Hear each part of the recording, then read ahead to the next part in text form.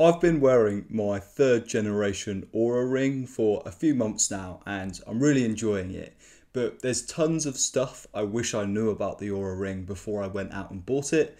I think the issue for me was all the reviews that I watched about the third gen Oura Ring went a little bit like this. I've been wearing the Oura Ring for X amount of days and it's completely changed my life. And whilst I really like the Oura Ring, I don't think I'd go as far to say that it's changed my life, but I do enjoy it. Probably the biggest issue that I have with the Oura Ring is the pricing model. Here in the UK, the Oura Ring sells for about 250 quid, and then you also have to pay an additional 50 quid in import tax. And you know what, I don't think I'd be that bothered if it was 300 quid and that was it. But there's also a really annoying subscription that's £5.70 extra a month. And I'm not 100% sure if the Oura Ring is worth it for that much money. The way that I justified it for myself is I bought the Oura Ring, like the physical ring itself, used on eBay. So I spent 130 quid on this ring and it's pretty much like new. It's got no scratches and the battery life is perfect, etc. And that was the only way I could justify spending £5 a month on the subscription, because really I'm getting 1 or 2 years of subscription and then it's pretty much the same price as if I bought the ring brand new. If you're someone who wants a smart ring, you've only really got one option, and that's the Oura Ring. I did heaps of research and I did everything I can to try and find something else because I really didn't want to pay that £5 a month. And I ended up just having to bite the bullet and going for the Oura Ring. I know there are other brands popping up like Ultra Human, but I'm not 100% sure if they're tried and tested yet. My hope is that by the time I come to replacing my Oura Ring, there's going to be a really good competitor product without a monthly subscription. But for now, it is what it is. I'm just going to have to pay £5.70 a month. And I'll try and explain all the good things and all the bad things about the Oura Ring. And you can decide whether or not it's worth it for you and if you want to spend that much money on it.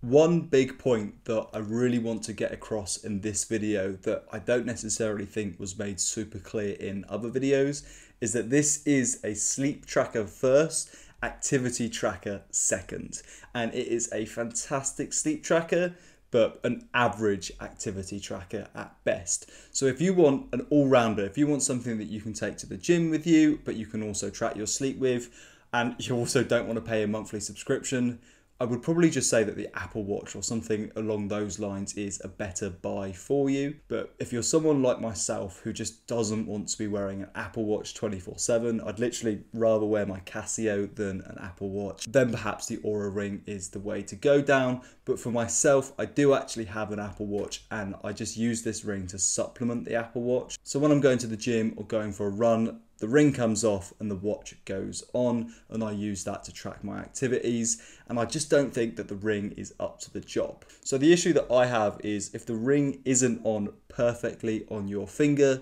you are going to find gaps in your data. So I've started off trying to use this ring as my only activity tracker. I was going to sell the Apple Watch to justify the ring. I took it out for a run and it had the time that I went running. It had GPS data from my phone, which is fine, but none of the heart rate data was recorded because the ring just wasn't quite on right, and there was no notification or anything sent to my phone saying that it wasn't able to get a good heart rate reading.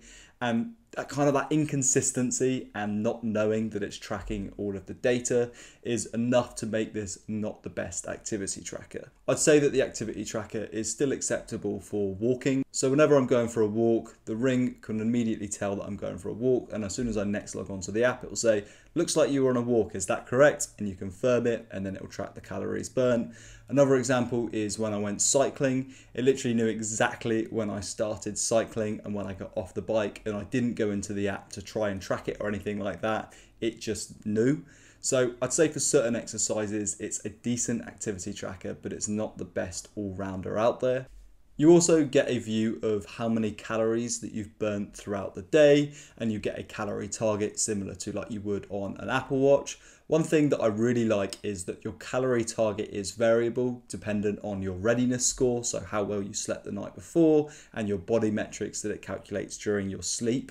So my baseline calories is 600, but if I've had a really good night's sleep and my readiness score is high, it will go all the way up to an 800 calories per day target. I'm not too sure how accurate the calorie counting is on these types of devices, but I must say that it correlates pretty equally to my Apple Watch. It is fun being able to collect and see heart rate data from throughout the day. So typically I find that this ring will take heart rate measurements every 20 minutes or so throughout the day. And it is interesting, at the end of the day, I'll just look on the app and see my squiggly line of my heart when it was up when I was sort of walking or exercising, and when it goes down when I'm sat on the sofa. One thing that I did find interesting is I actually had a job interview recently and I was wearing my Oura Ring, and when I looked back at the heart rate measurements that it took during the interview, my heart rate absolutely skyrocketed into sort of the 120 mark, when usually whilst I'm sat down it's nearer 60 or 70. However, where the ring really shines, and it is the gold standard, is being a sleep tracker. Because it's a ring, it's very comfortable, you can sleep with it on and it won't be noticeable. Typically, the first thing in the morning that I'll do now is I'll check out the Oura Ring and look at my sleep score. This is a score from 0 to 100. It's just a general metric of how well you've slept, taken from things like restfulness, how long it took for you to fall asleep, heart rate, and heart rate variability throughout the night. On the app, you can also see your heart rate and heart rate variability, and I do actually think that these are quite useful metrics to track over a long period of time, just because if there's any changes to your resting heart rate, it might indicate that there's something not quite right with your body, even if you're feeling fine. If you do buy an Oura Ring and you don't currently own any other type of activity tracker, I think one of the biggest impacts it'll have on you is your alcohol consumption. So sure, I always wake up feeling shit if I've had a few drinks, but seeing the data and how badly I slept after a few drinks has just made me not want to drink anywhere near as much, because I can just see how bad it is for me. My resting heart rate typically when I sleep is around 50 beats per minute, but if I've had a few too many drinks, it can stay at 70 for about 4 hours, and then it will start to stabilize at my normal resting heart rate.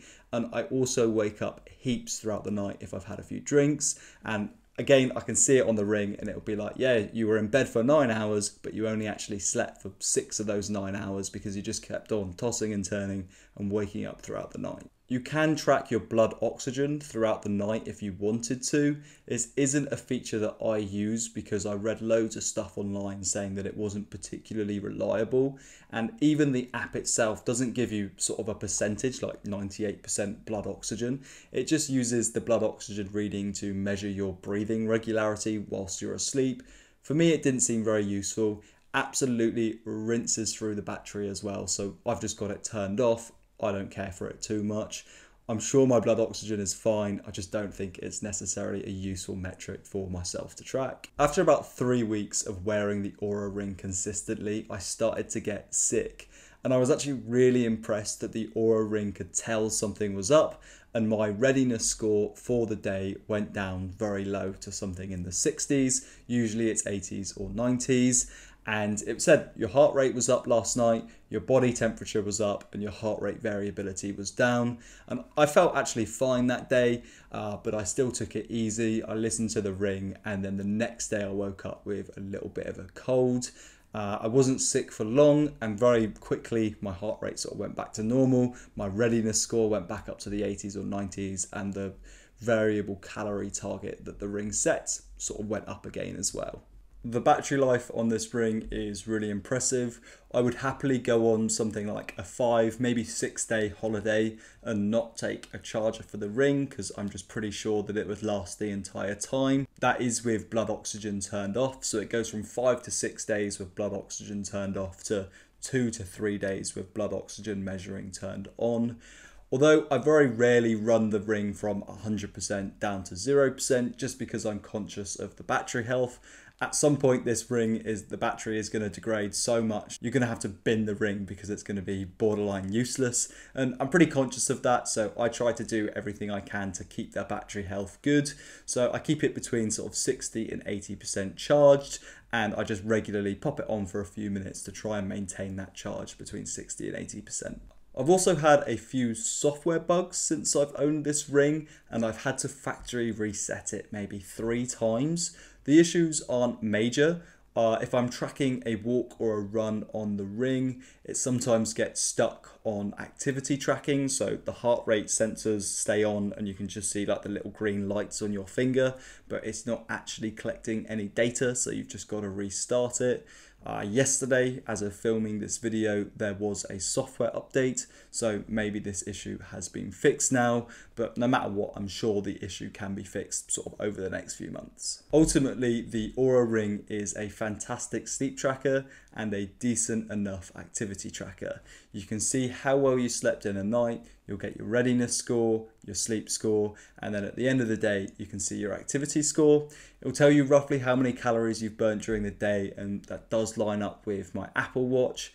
And that's pretty much exactly what I wanted. When I want to do a workout, go to the gym or go for a run, I'll just pop on the Apple Watch and take off the Oura Ring. You don't really want to wear this to the gym anyway, as I'm sure you'll be scratching it up if you were to do that. I think the biggest reason that makes this hard to recommend is just that it's not that really like top-notch all-rounder, and yet you've still got to pay £5 a month in subscription fees. I really like using the Oura Ring, but I'm just not sure, for me personally, it would be worth £300 plus 60 quid a year in fees. 130 quid plus £60 a year in fees, I'm okay with. I personally manage my subscriptions very tightly, so when I bring on a new subscription, I cancel a different subscription that maybe I'm not using so much. So I actually cancelled Amazon Prime to justify the £5 a month subscription on this ring. In this video, I've just wanted to highlight all the pros and the cons as honestly as possible. Ultimately, I do like it, but it's up to you to decide if you think it's worth it with those limitations in mind. If you want a really great all-rounder, I'd probably say that something the likes of an Apple Watch is the way to go. You can buy a used Apple Watch for pretty cheap and there's no ongoing subscription fees, but I'm just not a fan of being plugged into an Apple Watch, being connected to my phone 24/7, getting notifications, and I also don't like how they look wearing it all the time as well. I hope you enjoyed this video and found it useful. Thanks very much for watching. Cheers.